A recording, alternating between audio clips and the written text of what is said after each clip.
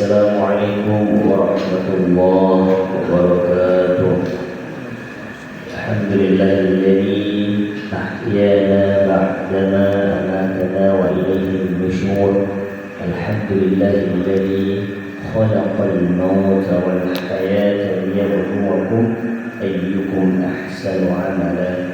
Asyhadu an la ilaha illallah wahdahu la syarika lah.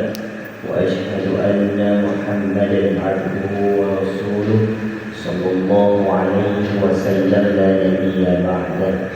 اللهم صل وسلم وبارك على محمد وعلى آله وأصحابه ومن تبعهم بإحسان إلى يوم الدين. قال الله تعالى: يا أيها الذين آمنوا اتقوا الله حق تقاته ولا تموتن إلا وأنتم مسلمون. Hadirin jamaah salat subuh rahimani wa rahimakumullah. Alhamdulillah, sekali kita duduk sambil berzikir baik kita kepada Allah Subhanahu wa taala, kiranya kita bisa mengkaji, mempelajari terkait akan Al-Quran atau hadis Rasulullah SAW, baik itu kaitannya untuk ibadah ataupun semangat kita dalam menjalankan puasa khususnya pada bulan Ramadan, maupun juga kita mengevaluasi dan mengamalkan sesuai dengan yang telah kita rencanakan jauh hari sebelumnya.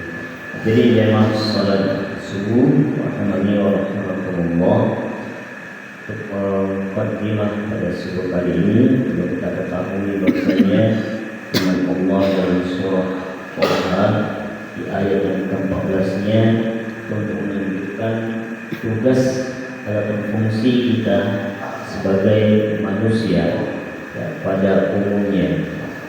Jadi di situ adalah salah satu tugas kita disebutkan, kemudian bagaimana tugas yang harus kita kerjakan dan apa hikmah dan pelajaran yang bisa kita petik, hasil ataupun yang kita butuhkan, baik itu adalah roh kita, fisik kita maupun juga akal pikiran kita. Jadinya masalah surah rahimahullah, Allah Subhanahu wa taala firman dalam surah Taha itu, surah yang ke-20 ayat yang ke-14. Innani anallah la ilaha illa ana fa'budni wa aqimis salata li dzikri. Allah Subhanahu wa taala berfirman, ini hadisnya adalah ayatnya terkait akan bahwasanya Nabi Musa alaihissalam, konteksnya kisah Nabi Musa alaihissalam, bahwasanya Nabi Musa juga dulu ada praktek salatnya. Ya, ada praktek salatnya. Cuman wallahu a'lam bagaimana salat yang mereka lakukan Nabi yang terdahulu itu kita belum dapat dari rinciannya. Allah SWT berfirman, innani anallah, sungguh aku adalah Allah Tuhanmu. La ilaha illa ana fa'budni. Tidak ada Tuhan yang patut engkau sembah, maka fungsi engkau aku ciptakan sebagai manusia adalah untuk beribadah kepada fa'budni. Fa'budni adalah dari kata ibadah. Kalimat kata kerjanya adalah abadah ya'budu. Kalau dia menggunakan subjeknya kita ataupun kami, maka kita tambahkan nun di depannya menjadi kalimat na'budu. Maka setiap al-fatihah yang kita lanjutkan dalam salat kita itu untuk mengingatkan kita. Maka ketika kita selalu membaca iyyaka na'budu, hanya pada Allah ya Allah kami beribadah, wa iyyaka nasta'in. Dalam bentuk ibadah itu kami juga mohon pertolongan kepada Allah. Dan di dalam hadis qudsi ya, banyak para perawi yang meriwayatkan ayat ini, ketika kita melakukan membacakan Al-Fatihah dalam salat kita, itu seakan-akan kita dituntut untuk berbicara pada Allah secara langsung. Jadi ketika kita membacakan Bismillahirrahmanirrahim, Alhamdulillahirabbil alamin, itu di hadis qudsi yang bisa sahih, itu Allah menjawab. Allah mengatakan hamadani abdi. Oh ternyata hambaku lagi memujiku. Tapi persoalannya adalah ketika kita bersolat kita terbayang seperti ini. Makanya kita butuh ilmu pengetahuan. Harus berbanyak ilmu, banyak baca hadis, apa makna dari Al-Fatihah, bagaimana kita mendalaminya, apa yang bisa kita ambil dari kita terapkan dalam kehidupan kita sehari-hari. Itu ada semua. Jadi ketika kita bilang iyyaka na'budu wa iyyaka nasta'in, jadi alhamdulillah Ar-Rahman Ar-Rahim, Allah menjawab adna 'alayya 'abdi, wa hambaku lagi menyanjungku. Maliki yaumiddin, majjadani 'abdi, rupanya hambaku lagi mengagung-agungkanku. Iyyaka na'budu wa iyyaka nasta'in, Allah membalas. Di sini yang luar biasa, sehingga para ulama ada yang memberikan isyarat ketika membacakan iyyaka na'budu wa iyyaka nasta'in secara cepat kita bisa berdoa. Apa kata Allah Subhanahu wa taala di hadis qudsinya? Hadza baini wa baina 'abdi wa li 'abdi ma sa'al. Ingat Allah, ini antara aku dan hamba. Ketika kita mengatakan iyyaka na'budu wa iyyaka nasta'in, Allah balas hadza baini wa baina 'abdi. Ini antara aku dan hamba. Seakan-akan Allah itu berbicara langsung secara spontan, secara dialognya kita tuh berbicara sama Allah. Apa kata Allah lagi? Wa li'abdi ma sa'ala. Kalau betul salat hambaku, kalau betul niatnya, betul cara salatnya, pas bacaannya, maka apapun yang dia minta seketika akan dikabulkan. Ini hadis qudsi. Dan hadisnya sahih. Ya. Tapi terkadang kita tidak terbayang. Ternyata dalam Al-Fatihah saja itu kita lagi komunikasi sama Allah. Tapi kadang kita nggak terasa, makanya muncul kekhusyuan itu nggak kita rasakan. Nah, maka kita sama-sama sekarang belajar, sama-sama kita belajar hadis, baca Al-Quran. Untuk apa? Karena ilmu pengetahuan itulah yang membuat kita semakin khusyuk dalam beribadah. Makanya dalam soal itu Allah SWT berfirman, Inna yakhshallaha min ibadihi al-ulama. Sesungguhnya satu-satunya di muka bumi ini orang ataupun manusia yang betul-betul takut pada Allah Subhanahu wa taala itu para kalangan ulama. Ulama itu jamak dari kata alim. Satu bidang ilmu pengetahuan dia kuasai namanya alim. Kalau lebih dari satu disebut dengan ulama, dia ahli hadis, ahli tafsir, ahli fikih, ahli matematika, ahli bidang fisika, semuanya itu ulama namanya. Makanya ketika orang sudah bagus dia menuntut ilmu, dia akan ujung-ujungnya itu larinya kepada Allah Subhanahu wa taala. Maka itu boleh dicek. Baik itu yang meriset tentang kadar garam Firaun di Laut Merah masuk Islam. Saintis orang Prancis, presiden kita yang ketiga pada diri sebelum meninggal dunia, apa beliau katakan, seandainya jika aku mengetahui betapa pentingnya ilmu agama ini, maka aku akan belajar terlebih dahulu. Karena dia sudah sampai puncaknya, sudah bisa bersama terbang, sudah buat ini, itu ujung-ujungnya siapa kita lagi kembali lagi kepada Allah Subhanahu wa taala.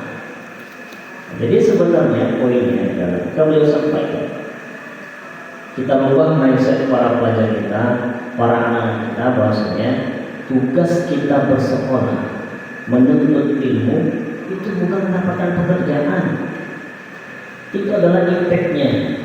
Tapi niatkan tugas dan diri kita itu untuk menuntut ilmu supaya mengenal Allah Subhanahu wa taala.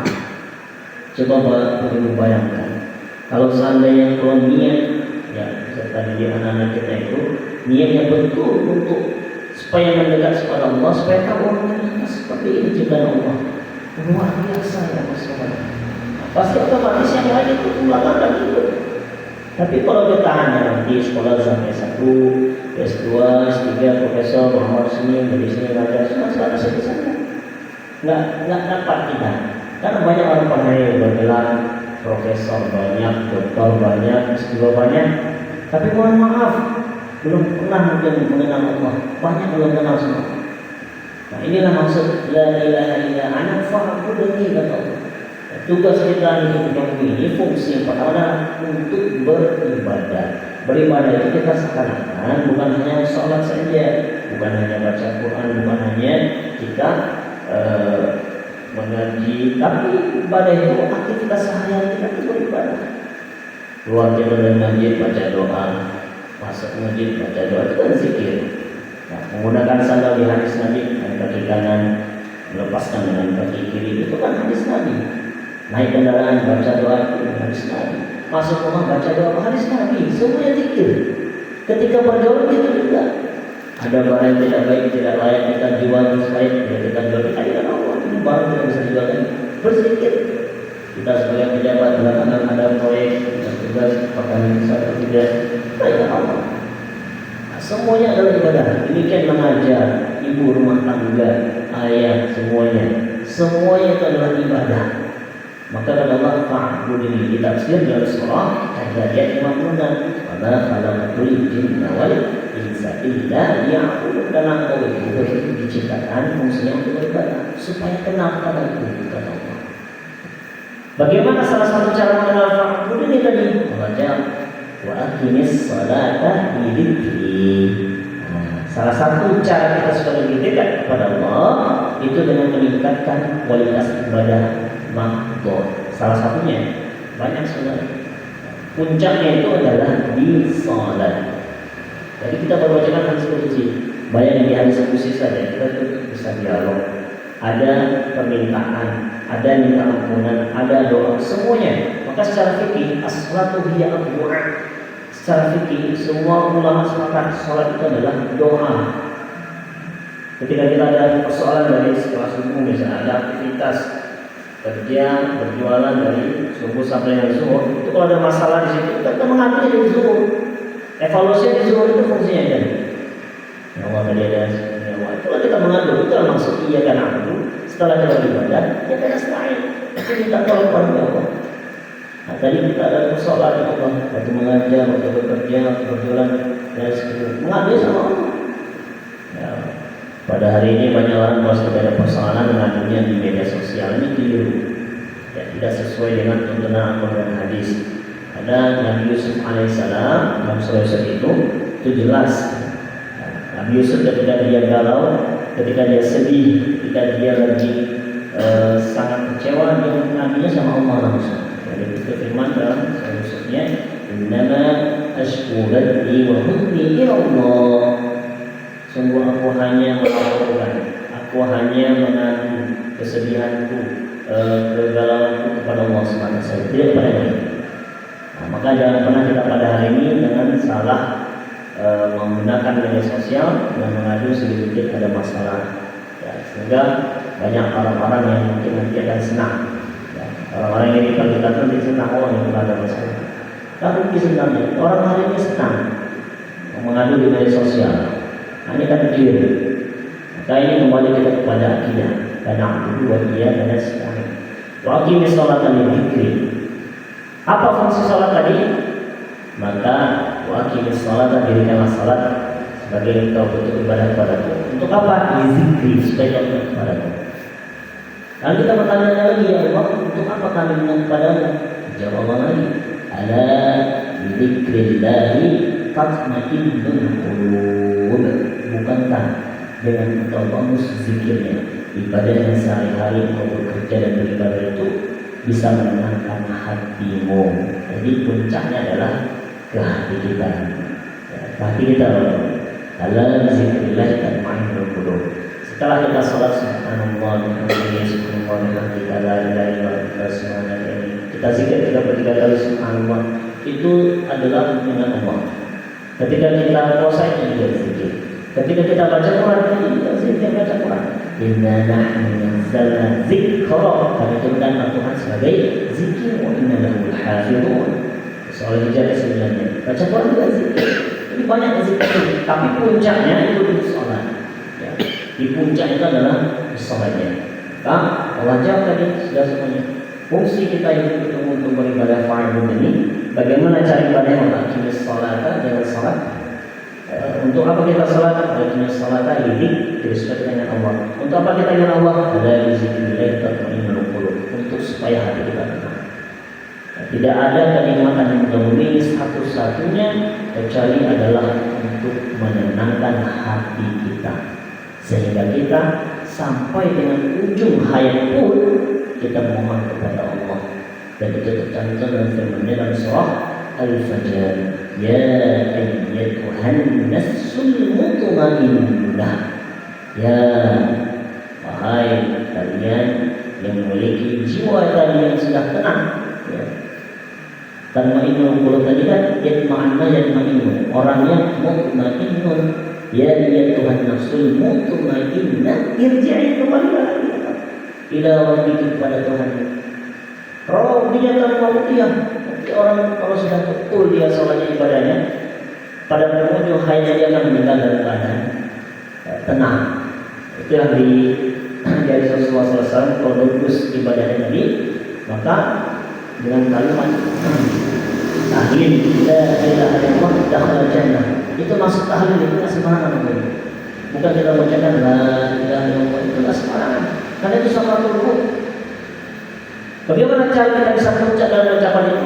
Betul aktivitas kita itu la ilaha illallah. Itu poinnya. Dalam keseharian kita itu la ilaha illallah atau tidak itu lah. Kalau kebiasaan kita la ilaha illallah keseharian, maka pada akhir wujud hayat kita akan berucapkan la ilaha illallah. Itulah tatma'innul qulub, mutmainnah. Ketika kita sudah dipanggil dengan mutmainnah, maka irji'i ila rabbiki, kita akan puas kepada Allah. Radiyah adalah puas. Tidak hanya puas, radiyatan mardiyah, bahkan Allah juga puas dan ridho kepada kita. Ditafsirkan dalam surah Al-Baqarah, radiyallahu anhum wa radu anhu. Allah ridho kepada mereka dan mereka pun puas terhadap apa yang telah Allah berikan balasannya. Makanya para sahabat itu disebut radhiyallahu anhum jami'an. Allah meridai kepada mereka karena sudah pasti sudah masuk surga. Jadi kalau Nabi sallallahu alaihi wasallam di apa yang Allah Subhanahu wa taala kepada kita, maka satu-satunya puncak untuk mengumpulkan seluruh ibadah, apakah itu sholat, apakah itu zakat, apakah itu kita berzakat, berinfak, bersedekah, semuanya itu amalan satu-satunya untuk menghimpun seluruh amal ini. Momentumnya ada di bulan Ramadan. Tidak ada lain. Bersyukurlah kita pada hari ini. Baik, Allah SWT kemarin sudah dengan kabar juga, ini dunia tidak lagi baik-baik saja. Ya, kemarin sudah ada pergerakan dari Zionis lagi menyerang, bahkan bukan hanya daerah yang lain. Iran, ya, pimpinan Iran telah meninggal, kabarkan. Allah alam kita benar atau tidak, itulah beritanya. Di dunia sekarang lagi tidak baik-baik saja. Ulama, para guru-guru itu sudah menasihati para masyarakat kita Indonesia. Jadi bagaimana solusi kita dengan sengketa dengan global mereka ini? Tidak kecuali kembali kepada Allah SWT. Itu kalau kita bersama, tidak baik. Kita momentum Ramadan ini, mari kita sama-sama berdoa kepada Allah dan meminta setidaknya supaya Allah kita supaya selamat, baik itu di dunia maupun di akhirat, dan juga kita minta kepada Allah supaya kita diterima seluruh ibadah yang kita lakukan, khususnya pada bulan Ramadan ini. Allahu a'lam bishawab. Mudah-mudahan dengan evaluasi kita pada sore kali ini menjadi semangat kita beribadah kepada Allah Subhanahu wa taala. Subhanallahumma wa bihamdika asyhadu an la ilaha illa anta astaghfiruka wa atubu ilaik. Wa assalamualaikum warahmatullahi wabarakatuh.